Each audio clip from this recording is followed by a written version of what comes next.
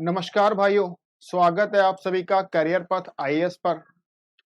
आज मैं फिर से हाजिर हूं आपके लिए यूपीएससी आईएएस 2019 का पेपर 2 सीसैट के कुछ क्वेश्चंस लेकर। वो क्वेश्चंस जो मैंने आपको पहले से ही व्हाट्सएप ग्रुप में शेयर किए हुए हैं। जिन लोगों ने अभी तक उस व्हाट्सएप ग्रुप को ज्वाइन नहीं किया हुआ है, तो नीचे जो नंबर स्क्रॉल हो रहे हैं, आप उन नंबर्स पे सीसैट लिखकर भेज दीजिए, हम आपको उस ग्रुप में ऐड कर देंगे। ठीक है।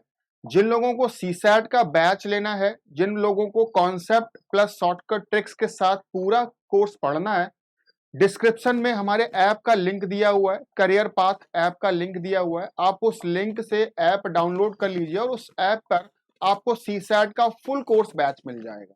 बहुत ही नॉमिनल, बहुत ही कम फीस में ये बैच लॉन्च किया गया है। इस वैश्विक महामारी के चलते फीस बहुत कम रखी गई है ताकि आप घर बैठ के अच्छे से तैयारी कर सको। ठीक है। बहुत देरी नहीं कर रहे, मैंने जो क्वेश्चंस आपको भेजे हुए हैं पहले से ही, उम्मीद कर रहा हूं आपने वो क्वेश्चन घर में ट्राई किए होंगे। मैं क्वेश्चन नंबर 1 आपके सामने लगा रहा हूं। पहला क्वेश्चन आपकी स्क्रीन पर आ रहा है। मैं समझाने की कोशिश करूंगा कि आपको उसे कैसे करना है। ठीक है। क्वेश्चन नंबर 1, क्वेश्चन नंबर 1 आपके सामने है। इस क्वेश्चन को मैं पढ़ देता हूं। और जस्ट अ मिनट, ये क्वेश्चन नंबर 1 नहीं है, ये है क्वेश्चन नंबर 1। ओके। सीता और गीता क्रमशः प्रत्येक 2 दिन और 3 दिनों के अंतराल में तैराकी के लिए जाती है। यदि वे 1 जनवरी को दोनों एक साथ तैराकी के लिए गई हो, तो अगली बार दोनों एक साथ कब जाएंगी? बच्चों, इस सवाल में छोटी सी ट्रिक है। ये जो सवाल है लोगों को बहुत आसान लगता है, और आप सोचो कि ये सवाल आईएएस के पेपर में पूछा गया तो कुछ ना कुछ तो ट्रिक होगा इसके अंदर। ठीक है। अगर आप इस सवाल का इंग्लिश वर्जन पढ़ोगे तो आपको पूरी बात समझ आ जाएगी। ठीक है। जैसा कि सवाल में कहा गया है कि सीता और गीता 2 लड़कियां हैं। बेटा, सीता और गीता 2 लड़कियां हैं। सीता और गीता सबसे पहले बेटा 1 जनवरी को तैराकी के लिए गई थी दोनों साथ में। और सीता हर 2 दिन के अंतराल, अंतराल का मतलब है गैप, में तैराकी के लिए जाएगी। गीता हर 2 दिन के अंतराल में तैराकी के लिए जाएगी। ठीक है। यहां पर सिर्फ लैंग्वेज में फर्क है। जैसे सब बच्चों को लगता है कि क्यों ना मैं 2 और 3 का एलसीएम ले लूं और सिंपली 6 ऐड कर दूं एक में, तो हमारा आंसर 7 हो जाएगा। 7 जनवरी सवाल का आंसर आएगा। और बच्चे, ये 7 जनवरी इस सवाल का गलत उत्तर है। ठीक है।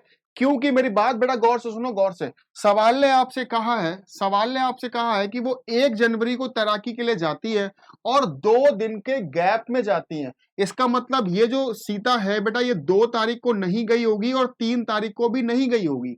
सीता अब जाएगी 4 तारीख को या 4 जनवरी को तैराकी के लिए।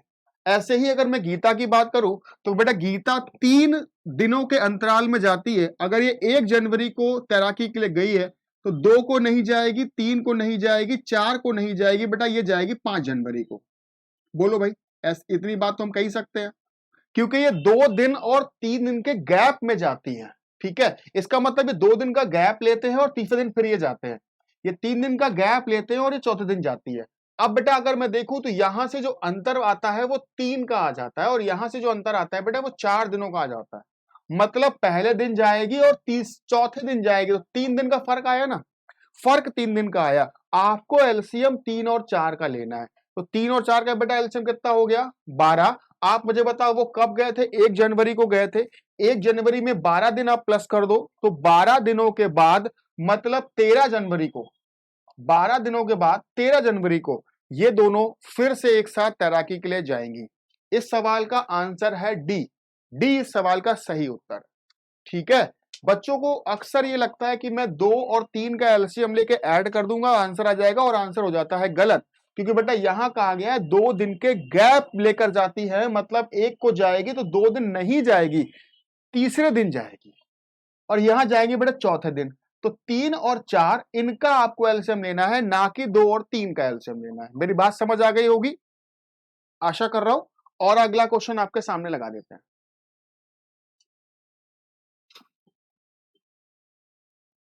अगला क्वेश्चन मैं पढ़ रहा हूं, यहां लिखा हुआ है किसी क्लब में सभी सदस्य मुंबई गए और होटल में रुके।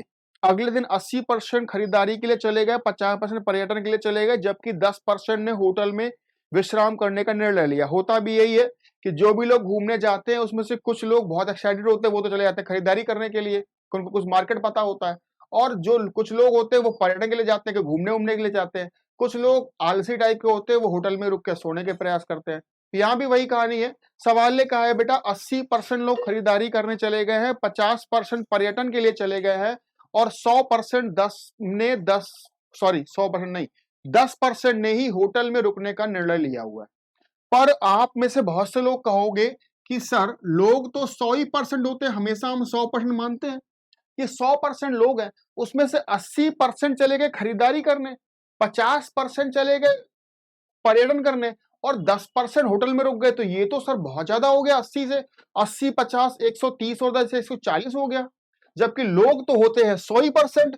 तो ये 140% कैसे हो रहा है? क्योंकि इसमें ऐसे भी लोग हैं जो खरीदारी के साथ साथ पर्यटन भी कर रहे हैं। मतलब वो लोग खरीदारी में तो गिने ही गए, साथ साथ पर्यटन में भी गिने गए, इसलिए वो दो दो बार काउंट हुए हैं बेटा, इसलिए नंबर 100 से ज्यादा हो जाता है। ठीक है, इस सवाल को आप बेटा वेन डायग्राम से लगा लो, बड़ा आसान सा सवाल है। ये रहा, मैंने कहा ये जो लोग हैं ये खरीदारी करने के लिए गए थे। ये जो गोला है बेटा, इसमें जो लोग हैं वो खरीदारी करने गए हैं, और ये जो गोला है बेटा, इसमें जो लोग हैं वो पर्यटन के लिए गए हैं। ठीक है, और यहां पे जो ये बोथ वाली बात है, ये दोनों कर रहे हैं, ये खरीदारी भी कर रहे हैं और ये पर्यटन भी कर रहे हैं। लेकिन सवाल को गौर से पढ़ो। सवाल में लिखा है 10% लोग कहीं नहीं गए, वो होटल में ही रुक गए। इसका मतलब जो जाने वाले लोग हैं 100% में से 10% तो कहीं गए ही नहीं। मतलब 90% जो लोग हैं वो कहीं ना कहीं बाहर घूमने जाते हैं, या तो खरीदारी के लिए जाते हैं या पर्यटन के लिए जाते हैं। अब आप मुझे बताओ, इसका मतलब जो फिगर ये बन रहा है, ये जो फिगर बन रहा है बेटा, ये 90% के लिए बन रहा है। फिगर बन रहा है 90% के लिए, लेकिन आपसे कहा गया कि 80% खरीदारी करने गए, 50% पर्यटन करने गए। जरा मुझे बताओ 80 और 50 कितना हुआ? 130। पर फिगर हमें बनाना है बेटा 90% का, ये तो हो रहा है 130%। इसका मतलब 130 में क्या करें ताकि वो 90 बन जाए? 40 कम कर दें। जितना आप कम करके 90 बनाओगे वो लिख देते हैं हम लोग बीच में, तो 40% लोग बीच में लिख दिए गए। ठीक है, पर आप मुझे बताओ ये जो पूरा गोला है, ये जो पूरा गोला है खरीदारी वाला, ये पूरा है कितना? 80% का है, जिसमें से 40% तो यहां पे आ गए, तो बचे लोग कितने? 40% वो यहां पे आ जाएंगे जिन्होंने केवल खरीदारी करी होगी। अच्छा, ये जो गोला है पर्यटन का, ये 50% का है। 50% में से 40% तो दोनों में है, मतलब जो बाकी बचे 10% वो यहां लिख दिए जाएंगे। ओके, तो इस तरह से हमारा वेन डायग्राम बन गया है, और हम इसी वेन डायग्राम से सारे सवालों के उत्तर देंगे। सवाल ने यहाँ दो कथन लिख के दिए हैं और बोला है कौन सा कथन सही है। कथन नंबर 1 में लिखा है 40% सदस्य खरीदारी के साथ साथ पर्यटन भी कर रहे हैं। तो देखो जरा गौर से, ये जो खरीदारी के साथ साथ पर्यटन कर रहे हैं वो ये बीच वाला ही तो हिस्सा है, और ये बीच वाला हिस्सा बेटा कितना तुम्हें दिख रहा है? 40% का। और सवाल ने भी यही बोला है कथन नंबर 1 में कि 40% लोग खरीदारी के साथ साथ पर्यटन कर रहे हैं। इसका मतलब दोनों चीजें कर रहे हैं, तो ये तो सही हो गया भैया। कथन नंबर 2 पढ़ लेते हैं। 20% सदस्य केवल खरीदारी के लिए गए हैं। बेटा केवल खरीदारी करने के लिए इधर वाले लोग गए होंगे, और ये कितने लोग हैं बेटा? 40%, जबकि सवाल ने कितना कहा? 20%। इसका मतलब स्टेटमेंट नंबर 2 गलत हो जाता है, तो हम कहेंगे ओनली वन, केवल एक सही है, केवल पहला स्टेटमेंट सही है। ऑप्शन ए सवाल का सही उत्तर हो सकता है। ठीक है, ऑप्शन ए सवाल का सही उत्तर है। नेक्स्ट क्वेश्चन आपके सामने लगा देते हैं। ये एक अच्छा क्वेश्चन है बेटा, ये क्लॉक का सवाल है। जब मैं आपको क्लॉक पढ़ाता हूं, जो बच्चे मुझसे पहले से पढ़ चुके होंगे वो जानते होंगे कि जब मैंने आपको क्लॉक पढ़ाया था तो ये हमारी क्लास का ही सवाल था, हमने इस सवाल को क्लास में किया हुआ है। ठीक है, और ये टाइप 3 है। टाइप 3 का सवाल जब घड़ी लेट या धीमे स्लो चलती है या फास्ट चलती है। यहां पे घड़ी फास्ट चल रही है। आप अगर सवाल को पढ़े तो यहां लिखा है दीवार घड़ी हर 24 घंटे में 10 मिनट आगे हो जाती है। हर 24 घंटे में घड़ी 10 मिनट आगे हो जाती है। मतलब 24 घंटे, जब सही 24 घंटे होंगे तो जो गलत वाली घड़ी होगी वो 24 घंटे 10 मिनट बताएगी। ऐसा बोल सकते हो, जो सही वाली घड़ी में जब 24 घंटे होंगे तो गलत वाली घड़ी में 24 घंटे 10 मिनट होंगे। ठीक है, तो इस तरह के सवालों में हमें कुछ नहीं करना है, सीधा सीधा कंपैरिजन करना है। सीधा सीधा कंपैरिजन करना है। क्या कंपैरिजन करना है बेटा? सवाल को मैं पढ़ लेता हूं। सोमवार को सुबह 8 बजे, सोमवार को सुबह 8 बजे, दोनों का उसका टाइम सही किया गया है, सुबह 8 बजे। सोमवार की सुबह 8 बजे सही टाइम किया गया है और सही समय दिखाने के लिए सही किया गया। ओके। जब यह घड़ी बुधवार को अपराह्न 6 बजे मतलब शाम को 6 बजे, बुधवार को शाम को 6 बजे देखी गई, तो बेटा उस समय सही समय क्या होगा? अच्छा पहले तो मुझे एक बात बताओ बेटा, जब उस घड़ी में बुधवार को शाम को 6 बजे होंगे, तो क्या वो सही समय होगा? नहीं होगा, क्योंकि 24 घंटे से ऊपर हो चुके हैं। और जब समय 24 घंटे जैसे ही बीतते हैं, घड़ी हमारी 10 मिनट आगे हो जाती है, जबकि यहां तो हमें लगता है 2 दिन या 2.5 दिन बीत चुके हैं। अगर 2.5 दिन बीत चुके होंगे तो घड़ी कुछ ना कुछ आगे हो चुकी होगी, मतलब वो गलत समय दिखा रही होगी। तो सवाल ने कहा है कि जब वो घड़ी 6 बजे दिखा रही है, तो उस समय सही समय क्या था? आप सवाल को लगाइए। मंडे को घड़ी का टाइम मिलाया गया है बेटा सुबह 8 बजे, ठीक है। वेडनेसडे को उसमें आपने देखा कि शाम के 6 बजे हुए, ये एएम लिख लेते हैं, और शाम को 6 बजे ये मैंने पीएम लिख लिया, ठीक है। मंडे को सुबह 8 बजे सही टाइम मिलाया गया है। वेडनेसडे को सुबह शाम को 6 बजे, उसमें जब 6 बजा था, तो जरा एक बात बताओ बेटे, जब उस घड़ी में 6 बजे होंगे तो सही समय क्या होगा? सही समय 6 बजे के पहले होगा, 6 बजे के बाद नहीं होगा, क्योंकि ये घड़ी आगे बढ़ चुकी है। अगर ये घड़ी आगे बढ़ चुकी है, मतलब सही वाला जो टाइम है वो इसके पीछे है, इसके कहीं ना कहीं पीछे है, ये कह सकते हो। इस तरह के सवालों में आपको बस कुछ नहीं करना, बहुत आसान सवाल है। आपको एक तरफ लिखना है बेटा सही समय और एक तरफ लिखना है बेटा गलत समय, बस इतना सा करना है। एक तरफ लिखना है सही समय, एक तरफ लिखना है गलत समय। कैसे? सवाल में क्या बोला गया है? जब सही समय में 24 घंटे बीतते हैं, जब सही समय में 24 घंटे बीतते हैं, तो गलत समय जो होता है वो 24 घंटे और प्लस 10 मिनट घड़ी एक्स्ट्रा बताती है। बोलो, यही तो बोला गया है। सही समय जब 24 घंटे होता है, तो गलत वाला समय जो है वो 24 घंटे प्लस 10 मिनट। मैं इस 10 मिनट को घंटे बना देता हूं। मैंने 10 में 60 का डिवाइड किया, ये घंटे बन गया। तो कहीं ना कहीं 1/6 आ गया, तो मैं कह सकता हूं 24 सही 1/6 घंटे, या मैं कह सकता हूं 144 प्लस 1 145/6 घंटे। मतलब ये है कि अगर सही समय 24 घंटे का है, तो गलत वाला समय 145/6 घंटे का है ना। तो जरा अब हम क्या करेंगे, अब हम यहां से काउंट करेंगे। मंडे को सुबह 8 बजे सही समय बताया गया है, वेडनेसडे को सुबह 6 बजे, अच्छा मुझे बताओ, सॉरी शाम को 6 बजे, वेडनेसडे को जब घड़ी ने शाम को 6 बजाए, तो वो सही समय था कि गलत समय था? गलत समय था ना। अगर वो गलत समय था, तो हम यहां से गलत समय पहले काउंट कर लेते हैं कितना। मंडे सुबह 8 से ट्यूसडे सुबह 8 तक 24 घंटे हो गए, वेडनेसडे सुबह 8 बजे तक 24 घंटे फिर हो गए, 48 घंटे हो गए। अब वेडनेसडे सुबह 8 से शाम को 6 तक, फिर समझो बेटा, मंडे 8 से ट्यूसडे 8, मंडे 8 से ट्यूसडे 8, 24 घंटे हो गए, ये देखो, है ना। और ट्यूसडे 8 से वेडनेसडे 8, 24 घंटे ये हो गए। वेडनेसडे 8 बजे एएम से 6 बजे पीएम तक कितना घंटा होगा? तो सुबह 8 से 12 तक तो 4 घंटे ये होंगे, और 6 घंटे और, तो मतलब 10 घंटे और। बेटा 10 घंटे और होंगे। इसका मतलब 24 दूना 48 और 10 58 घंटे हुए। 58 घंटे तब हुए जब घड़ी ने गलत समय दिखाया, तो मतलब गलत वाला समय कितना है? 58 घंटे है। तो उस समय सही समय क्या होगा? उस समय सही समय क्या होगा, बस आपको ये करना है। कैसे? अब इसको कंपैरिजन कर देते हैं। जब भी सवाल ऐसा होगा, आपको एक तरफ सही समय लिखना है, एक तरफ गलत समय लिखना है। जबकि सवाल ने एक तो कंपैरिजन आपको पहले से ही दिया है कि 24 घंटे जब सही होते हैं तो गलत इतने घंटे होते हैं, और हमें सवाल में गलत घंटे के बारे में जानकारी है, गलत घंटों के बारे में जानकारी है कि मंडे सुबह 8 बजे से वेडनेसडे शाम को 6 बजे तक कितने घंटे हो गए? 58 घंटे हो गए। और हमारे हिसाब से यहां कितने हो रहे हैं बेटा? तो अब बस आपको क्या करना है बेटा? कंपैरिजन करना है, क्रॉस मल्टीप्लाई करना है। क्रॉस मल्टीप्लाई करते 58 का गुणा यहां हो जाएगा और ये आ जाएगा बटे में। तो मैं लिख देता हूं 24 गुणा 58 और बटे में हो गया बेटा 145, बटे में जो 6 है वो ऊपर चला जाएगा, ठीक है। 29 का पाड़ा मुझे याद आ रहा है, क्योंकि 29 के पाड़े में 58 आता है, तो मैंने 29 दूना 58, 29 पंजे ऐसे काट दिया, और कहीं ना कहीं मुझे यहां पर 24 छक्का 144 दूना 288, 288 बटे 5 घंटे दिख रहे हैं सही। अगर गलत घंटे बेटा हमारे पास, गलत जो घंटे हैं वो 58 घंटे हैं, तो सही घंटे कितने होंगे? 288/5 घंटे। और इस 288/5 घंटों को मैं और अगर 5 से डिवाइड करूं, अगर मैं 5 से डिवाइड करूं तो 5 पंचे 25, बचा 3, 38 हो गया, 5 सत्ते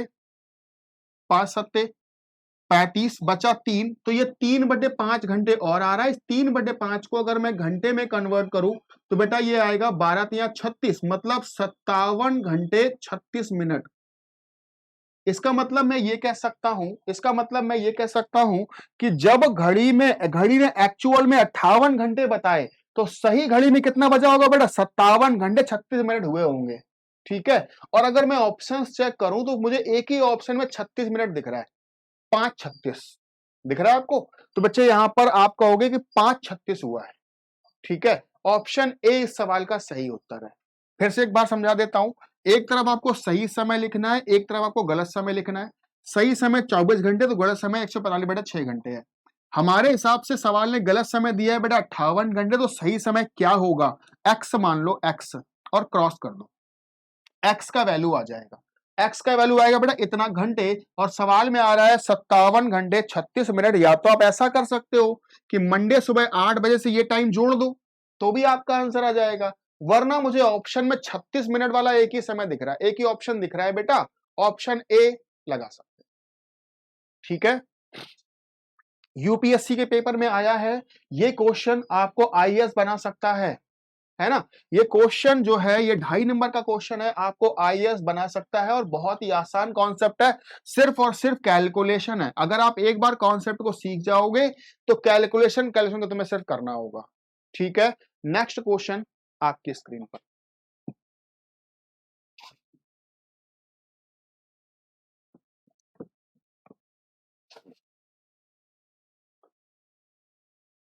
किसी समूह के 15 व्यक्ति हैं, जिनमें से 7 फ्रेंच पढ़ते हैं, 8 अंग्रेजी पढ़ सकते हैं, और 3 इन दोनों में से कुछ नहीं पढ़ सकते हैं।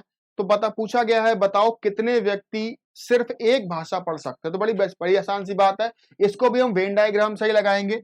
15 लोग हैं, जिसमें से 7 अंग्रेजी पढ़ रहे हैं, 7 फ्रेंच पढ़ रहे हैं, 8 अंग्रेजी पढ़ रहे हैं। जो फ्रेंच पढ़ने वाले लोग हैं बेटा वो 7 है, और अंग्रेजी पढ़ने वाले लोग हैं वो 8 है। ठीक है, और 3 लोग कुछ नहीं पढ़ रहे हैं। जबकि सवाल ने कहा हुआ है लोग तो 15 ही है, पर यहां पे तो हो गया 8 7 15 और 3 18, है ना। 3 लोग कुछ नहीं पढ़ रहे हैं, समझ लो बेटे 15 लोग हैं, 3 कुछ पढ़ ही नहीं रहे हैं। इसका मतलब जो ये लोग होंगे, जो पढ़ने वाले लोग होंगे, वो 15 में से 3 घटाने का मतलब है 12 लोग होंगे। मतलब ये जो फिगर बनेगा ये 12 लोगों का बनेगा, फिगर बनेगा 12 का। आप मुझे बताओ 7 लोग पढ़ रहे हैं फ्रेंच, 8 पढ़ रहे हैं अंग्रेजी, जोड़ने पर कितना हुआ? 15। ये लोग हो रहे हैं 15, पर फिगर कितने का बना रहे हो? 12 का। अगर लोग हो रहे हैं 15, फिगर बना रहे हो 12 का, इसका मतलब ये हुआ कि जो जितने लोग कम या डिफरेंस है वो लोग कहां लिखे जाएंगे? बीच में। आप बताओ ये जो फ्रेंच का गोला है ये 7 का है, पर यहां तो 3 लोग आ गए, तो बचे लोग कितने? 4, वो यहां पे आ जाएंगे। अंग्रेजी का गोला है 8 लोगों का, 3 लोग यहां आ गए, तो बाकी बचे 5 लोग यहां पर आ जाएंगे, है ना। बस अब सवाल ने कहा है, बताओ ऐसे कितने लोग हैं जो सिर्फ एक ही भाषा पढ़ते हैं? ऐसे कितने लोग हैं जो सिर्फ एक ही भाषा पढ़ते हैं बेटा? तो ये वो लोग हैं जो केवल फ्रेंच पढ़ रहे हैं, और ये वो लोग हैं जो केवल अंग्रेजी पढ़ रहे हैं। तो यही तो एक भाषा पढ़ रहे हैं। एक भाषा पढ़ने वाले लोग 4 और 5 मतलब 9 लोग हैं। मतलब ऑप्शन बी इस सवाल का सही उत्तर हो सकता है। 9 लोग ऐसे हैं जो एक ही भाषा पढ़ रहे हैं। ठीक है, अच्छा कुछ क्वेश्चंस इस स्क्रीन पे आ नहीं पाए हैं, मैं आपको बता देता हूं। एक सवाल ऐसा भी था कि जो नंबर हैं, जो सभी नंबर्स अगर 2 से डिविजिबल है और 3 से डिविजिबल है, तो वो नंबर 6 से भी डिविजिबल होंगे। मतलब ऑप्शन ए उसका सही उत्तर था। ठीक है, वो सवाल आपके स्क्रीन पर नहीं आ पाया। तीसरा एक सवाल, सबसे लास्ट वाला एक सवाल था, वो अच्छा सवाल है। 1 से 100 तक, 1 से 100 तक 4 को एज अ डिजिट लेना है। सवाल ने कहा है ऐसे कितने नंबर्स होंगे, 1 से 100 तक ऐसे कितने नंबर्स होंगे जिसमें 4 एज अ डिजिट आएगा? एक मिनट, 1 से 100 तक ऐसे कितने नंबर्स होंगे जिसमें 4 एज अ डिजिट तो आएगा, लेकिन वो नंबर 4 का मल्टीपल या 4 से डिविजिबल नहीं होगा। ठीक है, तो सबसे पहली तो बात बेटा यहां पर यह है कि आपको यह पता हो कि 1 से 100 तक नंबर कितने होते हैं जिनमें 4 आता है। तो यह बात आप चाहो तो याद कर लो या समझ लो। 1 से 100 तक कोई भी डिजिट अगर पूछा गया है तुमसे तो 20 नंबर ऐसे होते हैं। चाहो तो मैं लिख के दिखा देता हूं, 20 डिजिट आते हैं। 1 से 100 तक अगर मैं सारी संख्याएं लिखूं तो 4 एज अ डिजिट 20 बार आएगा। 4, 14, 24, 34, 44, 34 के बाद बेटा ऐसे लिख लो 40, 41, 42, 43, 44, 45, 46, 47, 48, 49, 54, 64, 74, 84 और 94। देखिए अगर आप नंबरों को काउंट करें तो 1 2 3 4 5 6 7 8 9 10 11 12 13 14 15 16 17 18 19। इसका मतलब 19 हमारे पास संख्याएं हैं, लेकिन 4 एज अ डिजिट कितनी बार आया होगा बेटा? 20 बार, क्योंकि देखो 44 लिखा है बीच में और 44 में 4 2 बार आता है।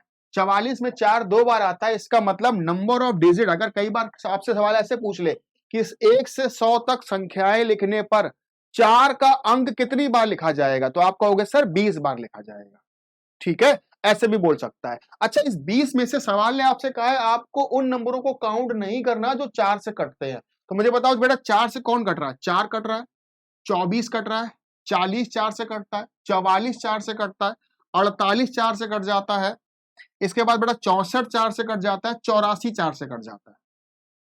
मतलब यह हुआ कि इन 20 डिजिट जो 4 अंकों 4 डिजिट का जो क्या बोल रहा हूं 4 एज अ डिजिट, हमारे पास 19 संख्याएं थी, या मैं कह सकता हूं 20 बार 4 लिखा गया था। ठीक है, इसमें से 1 2 3 4 5 6 7 7 ये, और देखो यहां पे 4 2 बार कट गया, मतलब 8 बार 4 हट गया है। तो जब 20 बार 4 आया हुआ है उसमें से 8 बार 4 हट गया, मतलब 12 नंबर या 12 बार ऐसा एज अ डिजिट हमें 4 मिल जाएगा। 12 बार 4 हमें एज अ डिजिट मिल जाएगा जो 4 के डिविजिबल नहीं होंगे, और सवाल ने यही पूछा था। ठीक है, वो सवाल आपकी स्क्रीन पर नहीं आ पाया है कुछ कारणवश, कुछ टेक्निकल प्रॉब्लम है। आपके पास व्हाट्सएप पे होगा, मैंने पहले से ही भेजा हुआ है। ठीक है, हाँ जी, आज के लिए बस इतना ही था। धन्यवाद है आप सभी लोगों का। अगर आपको मेरी क्लासेस पसंद आ रही है तो आप फटाफट लाइक जरूर कर दिया करिए। आपका लाइक हमारे लिए मोटिवेशन है। अगर आपको चीजें सही लग रही हैं, ठीक लग रही हैं, तो अपने दोस्तों को भी बताएं, उनको भी शेयर करें। ठीक है, धन्यवाद। आज के लिए इतना ही था।